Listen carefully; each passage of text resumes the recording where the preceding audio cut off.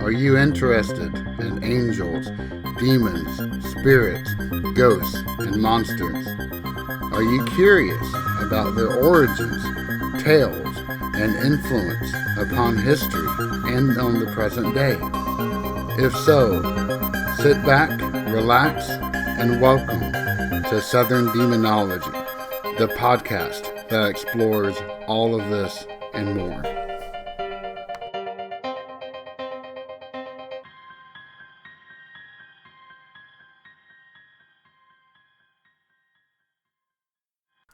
Hello, all, and welcome back to Southern Demonology. This is episode 9. And if you didn't get a chance to, I hope that you will find the time to check out the special interview that we did with Spirits and More Radio on demons. It was a lot of fun, and typically the host only gives non-Patreon subscribers to his channel the first hour of the show, but because you are a fan of Southern Demonology, then you will get the entire 2-hour episode for free. So anyway, if you get a chance, check that out. I think we covered a lot of different topics, and it was a lot of fun to doing that. So thank you very much for the opportunity. It was a heck of a lot of fun, and I'm hoping to have him on our show relatively soon, because he's a fascinating guy, and I think that it would, it's always good to have different opinions going on. And for those who have actually written messages saying welcome back and glad you're doing it again, thank you very much. I really appreciate the encouragement and support. It still kind of boggles my mind that people like this, and I hope that you continue to do so. So thank you very much. This may be a little bit of a shorter episode tonight, just because it's already after midnight here on the East Coast, and I have work bright and early in the morning. So we'll see how far I can go. However, I didn't want to delay in pumping out a new episode. I typically try to do them on Sundays, just because it's a free day, but we'll see how far we can get. I didn't want to delay this week, especially because while it's fresh in my mind, I went and saw The Nun last night in theaters, and I wanted to provide both a kind of spoiler-free and maybe include a few spoilers afterwards for those who have seen it or have no interest in seeing it.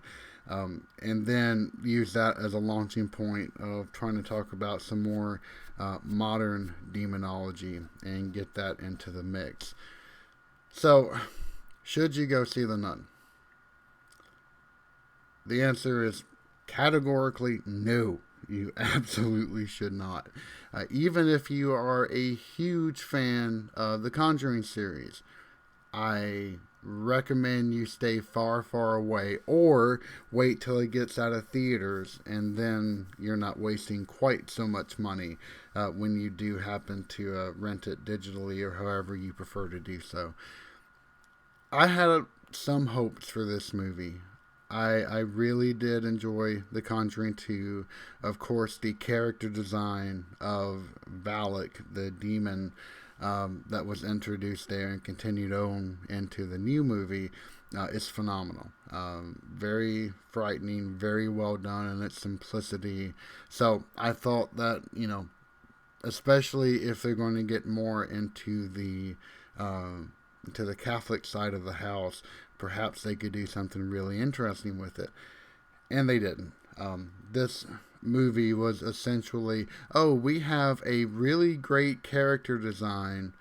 How can we get more money out of that? The movie was completely incoherent on so many different levels. It was boring. There were no scares whatsoever besides one jump scare near the beginning. Everything else was dull. And I was sitting in a Dolby Cinema theater with, sound effects that could shake the entire comforter that you're sitting on. And I wasn't moved at all. And it was an extremely short movie. Normally, I like to stay in the moment, and if a movie jars me out of that, then it lessens my enjoyment a good bit. And I didn't even have time to wonder if when this movie is going to end because it was done before I ever expected it to. So, on pretty much every single level, it was a huge disappointment, which is a shame. I mean, it could have been something really, really interesting, and instead, it just fell flat. All right, now I want to get into some more of the particulars of the movie. I would still try to keep this as spoiler free as possible. I won't be revealing the ending or anything like that, but I will be discussing a few of the particulars of the plot. So if you want to be completely ignorant of this until you get a chance to see the movie for yourselves, then skip to after the 25-second music interlude that I'll be putting in a little bit later. But otherwise, stick around. I hope you enjoy this.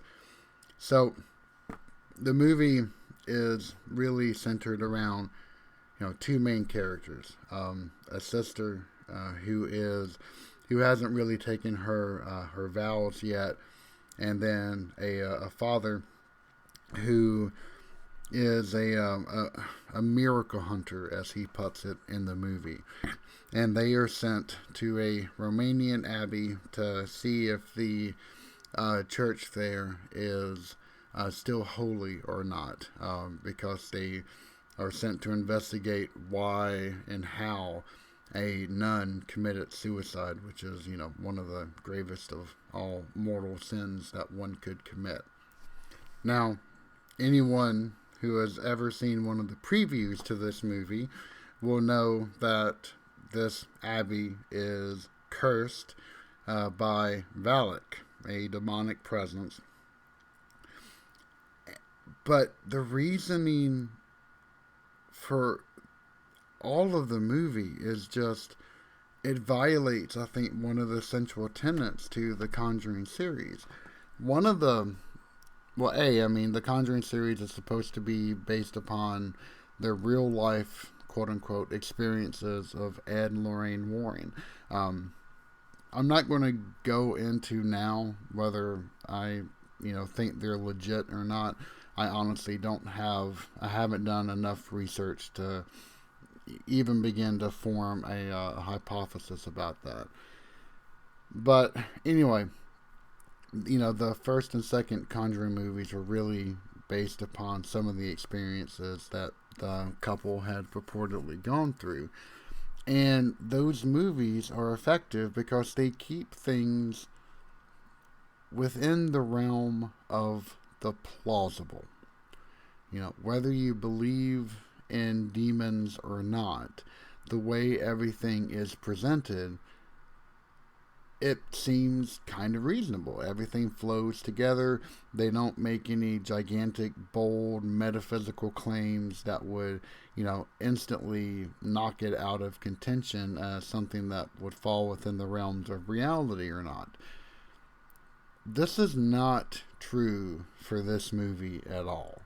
Come to find out that this abbey was really originally a portal to hell that was opened up by the magical wrongdoings of a nobleman, and then the church came in and was able to seal up this portal by using a relic that contained the blood of Jesus Christ. Already, we have gone so far out of the plausible that it's not even remotely funny.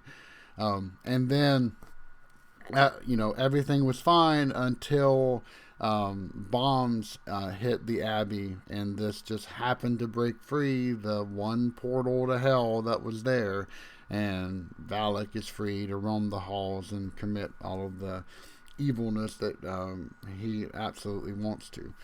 So that in and of by itself is just horrible storytelling. I mean, they could have come up with 1,001 other ways to explain all of this stuff. I mean, Valak as a character is really interesting. And they at least do have it right that he is supposed to have dominion over snakes. That's what's reported in all of the Goetic demonology grimoires that you'll find written between, say, 1200 and 1700. But as so much for the defiling part, I think that's kind of thrown in there for not too many good reasons.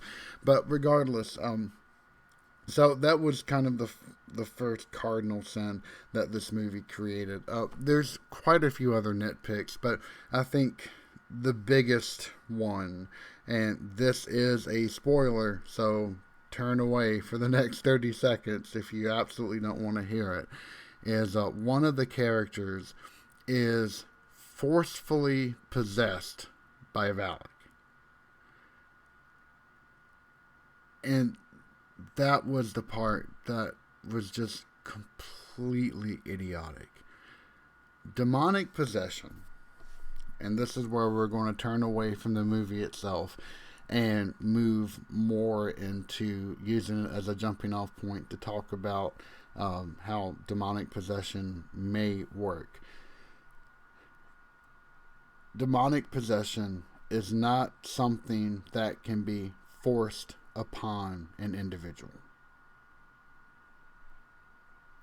A person has free will. And free will is something that cannot be denied. It cannot be overridden. Free will is absolute, at least within the eyes of Christianity and a lot of other religions. So to assume that a person's free will can just be overwritten instantly by having something jammed down a character's throat is complete hogwash. The way, at least within a lot of documented cases that I have read, demonic possession is always about a slow seduction. It's something that happens very gradually, very insidiously.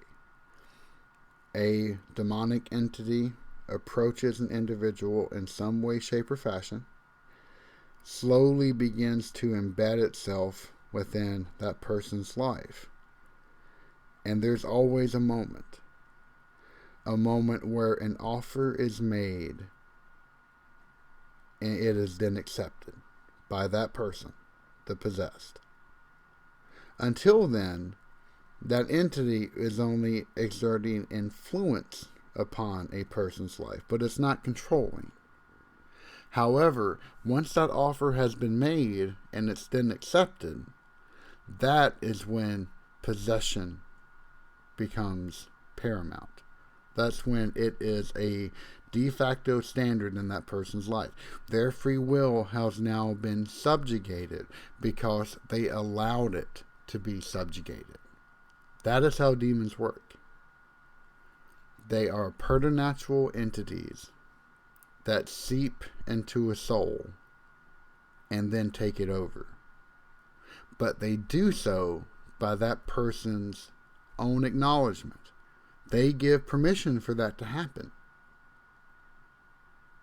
And it's only by outside influences can that possession be taken away. That's what's so deadly about these things. You know, there's no gross manifestations of power. Even those that are in the room. I mean, you could always explain things away. Like, for example, someone is possessed. One of the categorical rules that is usually placed forth for exorcists is you want to make sure that the possessed is restrained, that they are kept in a bare room, and that you have assistants, if possible, that can aid the priest in case the possessed becomes free or they need extra restraining.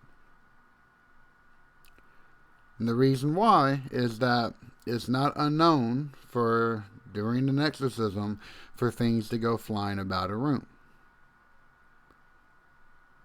It's not unknown for a room to grow deathly chill. And it's not unknown that a person may exhibit really strange behaviors. They may be able to speak languages that individual never knew, or they might be able to pry forth specific details of people in the room and try to dirty that individual with knowledge being shared publicly that would shame that individual. But yet, all of these things still fit within the realm of the plausible.